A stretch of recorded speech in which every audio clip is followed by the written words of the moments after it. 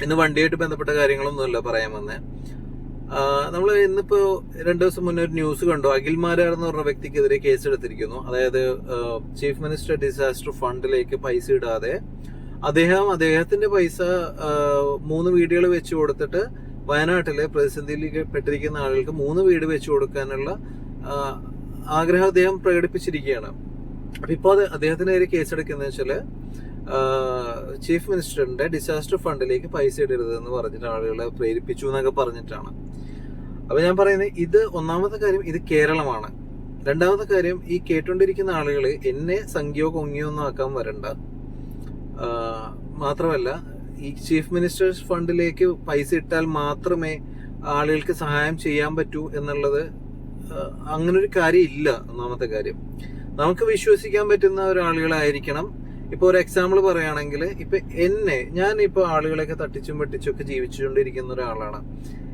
ഞാൻ പറയാണ്, ഞാൻ ഇത്ര പൈസ, നിങ്ങളൊക്കെ പൈസ തന്നു കഴിഞ്ഞാൽ ഞാൻ ഇവരെ സഹായിച്ചോളാന്ന് പറഞ്ഞാൽ എന്റെ ചരിത്രം എടുത്ത് നോക്കി കഴിഞ്ഞാൽ നിങ്ങൾക്ക് അറിയാവുന്നവർക്ക് മനസ്സിലാവും അവൻ കള്ളനാണ്, അവന്റെ കയ്യിൽ കൊടുത്തു കഴിഞ്ഞാൽ കിട്ടില്ല എന്നുള്ളത് പല ഇൻസിഡൻസ് ഇതിന് മുന്നേ ഉണ്ടായിട്ടുള്ള ഒരു അവസ്ഥയില് നിങ്ങൾക്ക് ബോധമുള്ള ആരെങ്കിലും ചിലപ്പോ എന്നെ എന്ത് പറഞ്ഞാലും ന്യായീകരിക്കുന്ന, ഇപ്പൊ ഞാൻ കള്ളനാണെങ്കിൽ എന്ത് പറഞ്ഞാലും ന്യായീകരിക്കുന്ന, അല്ലെങ്കിൽ എന്നെ കൊണ്ട് എന്തെങ്കിലുമൊക്കെ ഗുണമുള്ള കുറച്ച് പൈസ കൊടുത്ത് അടിമകളായിട്ടുള്ള അണികൾ ഉണ്ടാവും എനിക്ക്. അപ്പൊ അങ്ങനെയുള്ളവരെ ഒഴികെയുള്ള കാര്യമാണ് ഞാൻ പറയുന്നത്. കേരളത്തിലെ ജനങ്ങൾക്ക് ഇതിന് മുന്നേ ഉണ്ടായ പ്രശ്നങ്ങൾ എല്ലാവരും കണ്ടിട്ടുള്ളതാണ്. 2018 പ്രളയം മുതൽ ആ സമയത്തുള്ള ലാൻഡ് സ്ലൈഡിൽ വീട് നഷ്ടപ്പെട്ട ആളുകൾക്ക് വരെ അർഹതപ്പെട്ടവർക്ക് കിട്ടാതെ പാർട്ടിയുമായിട്ട് ബന്ധപ്പെട്ട ആളുകൾക്ക് വീട് വെച്ച് കൊടുത്ത സിറ്റുവേഷൻ ഉണ്ടായിട്ടുണ്ട്.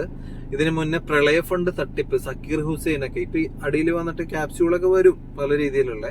സക്കീർ ഹുസൈൻ എന്നുള്ള വ്യക്തി പ്രളയ ഫണ്ട് കട്ടതും, അല്ലെങ്കിൽ അതുപോലെ പല രീതിയിലുള്ള മുഖ്യമന്ത്രിക്ക് അടക്കം കോടതി നോട്ടീസ് അയച്ചിട്ടുണ്ട് ഇതിന്റെ പേരിൽ ഹാജരാവാനും കാര്യങ്ങളൊക്കെ ആയിട്ട്, ഈ പ്രളയ ഫണ്ട് തട്ടിപ്പുമായിട്ട് ബന്ധപ്പെട്ട്. അപ്പൊ അങ്ങനെയുള്ള ഒരു സുതാര്യമാണെന്ന് പലരും പറയുന്നുണ്ടെങ്കിലും അതിൽ നിന്നൊക്കെ ഇതിന് മുന്നത്തെ ചരിത്രം എടുത്തു കഴിഞ്ഞാൽ നമുക്കറിയാം എത്രത്തോളം ഇത് സുതാര്യമാണെന്നും അർഹതപ്പെട്ടവന് കിട്ടുമോ എന്നുള്ളതും. ഇപ്പോ അഖിൽമാരാർ പറഞ്ഞതിൽ എന്താണ് തെറ്റ്? അദ്ദേഹം ആരോടും സഹായിക്കേണ്ട എന്ന് ആരുടെ അടുത്തും പറഞ്ഞിട്ടില്ല മനുഷ്യൻ. അദ്ദേഹം പറഞ്ഞത്, എന്റെ സംഭാവന അല്ലെങ്കിൽ ഞാൻ ഹെൽപ്പ് ചെയ്യാൻ ഉദ്ദേശിക്കുന്നത് ചീഫ് മിനിസ്റ്റേഴ്സ് ഡിസാസ്റ്റർ ഫണ്ടിൽ കൂടെയല്ല, ഞാൻ ഡയറക്റ്റ് 3 വീട് വെച്ച് കൊടുക്കുന്നു. ഇപ്പൊ അതുപോലെ എല്ലാവരും പറയുകയാണ്, അല്ലെങ്കിൽ അവരുടെ ഇഷ്ടമാണ് അതെന്ത് ചെയ്യണം എന്നുള്ളത്. അല്ലാതെ അവർക്കെതിരെ കേസ് എടുത്തിട്ട് ഇത് അടിച്ചമർത്തുന്നത് രാജഭരണം അല്ല. ഒന്നാമത്തെ കാര്യം, ഇപ്പൊ ഞാനിപ്പോ ഇത് പറഞ്ഞു എന്ന് പറഞ്ഞിട്ട് ഇനിയിപ്പോ എന്റെ പേരിലും കേസ് എടുക്കുമെന്നാണ് എനിക്കിപ്പോ പേടിയൊന്നുമില്ല. കേസ് എടുക്കണമെങ്കിൽ എടുക്കട്ടെ, അത്രേ പറയാനുള്ളൂ. അപ്പൊ ഓരോ മനുഷ്യനും അവൻ എന്ത് ചെയ്യണം, അവന്റെ കയ്യിലുള്ള സമ്പത്ത് ഏത് രീതിയിൽ വിനിയോഗിക്കണം എന്നുള്ളത് അവന്റെ അവകാശമാണ്. അല്ലാതെ ഗവൺമെന്റ് അല്ല അവന് സമ്പത്ത് ഉണ്ടാക്കി കൊടുക്കുന്നത്. അവൻ അധ്വാനിച്ചിട്ട് അവൻ ജോലി എടുത്ത് കിട്ടുന്ന സമ്പത്തോ അല്ലെങ്കിൽ അവൻ ബിസിനസ് ചെയ്തിട്ടോ കിട്ടുന്ന സമ്പത്താണ്. അതിൽ നിന്ന് ആവശ്യത്തിൽ കൂടുതൽ നികുതി പണമായിട്ടും ഒക്കെ പിടിച്ചു പറിക്കുന്നുണ്ട്. ഇതൊന്നും പോരാതെ അവനൊരു നമ്മുടെ നാട്ടിലൊരു പ്രശ്നം വരുമ്പോ അവന്റേതായിട്ടുള്ള രീതിയിൽ അത് എത്തേണ്ടടുത്ത് എത്തുമെന്നുള്ള വിശ്വാസം അവനുള്ളത് കൊണ്ട് അവന് 3 വീടോ അല്ലെങ്കിൽ 10 ലക്ഷം രൂപയോ 1 കോടി രൂപയോ കൊടുത്തു കഴിഞ്ഞാല് അത് അവന് സന്തോഷമാണ്. അത് കിട്ടിയെന്നുള്ളൊരു ഉറപ്പ് അവനെങ്കിലും വരും.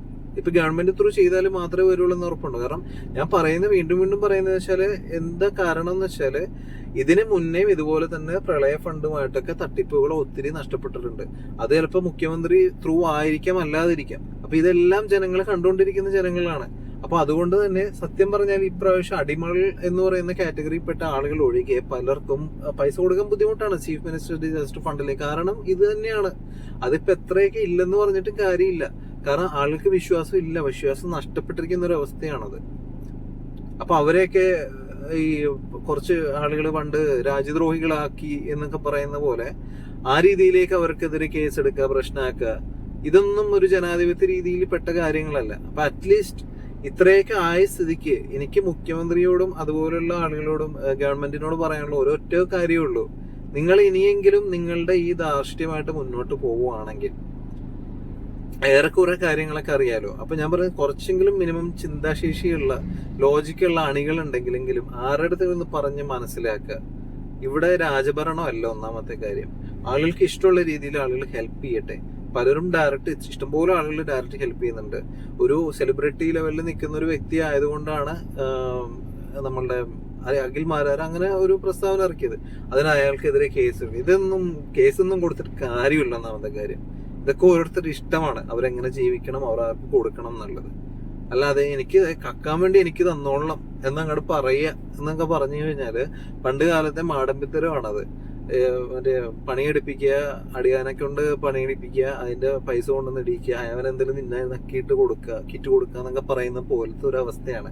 അപ്പൊ ഇനിയെങ്കിലും ഈ ഒരു നിലപാട് മാറ്റിയില്ലെങ്കിൽ, ഏറെക്കുറെ കാര്യങ്ങളൊക്കെ തീരുമാനം ആയിട്ടുണ്ട്. എന്നാലും ഞാൻ പറയുന്നു, ജനങ്ങളുടെ വിശ്വാസം നേടിയെടുക്കാൻ നിങ്ങൾക്ക് ഇപ്പോഴും ഒരു അവസരമുണ്ട്. ജനങ്ങളുടെ വിശ്വാസം നേടിയെടുക്കാൻ ഇതെങ്കിലും നല്ല രീതിയിൽ വിനിയോഗിക്കുക. എന്നിട്ട് സാധാരണക്കാരുടെ ഇടയിലോ അല്ലെങ്കിൽ ഇതുപോലെയുള്ള ആരെങ്കിലുമൊക്കെ പറയുമ്പോൾ അവർക്കെതിരെ കേസിന് പോവേ അല്ലെങ്കിൽ അവരെ രാജ്യദ്രോഹിയാക്കുക, അങ്ങനെയുള്ള കാര്യങ്ങളൊക്കെ ചെയ്യാൻ. അല്ലാതെ ഇതുപോലുള്ള നിങ്ങൾ സ്വയം ചീഞ്ഞു നാറുന്ന അവസ്ഥയിലേക്കാണ് പോയിക്കൊണ്ടിരിക്കുന്നത്.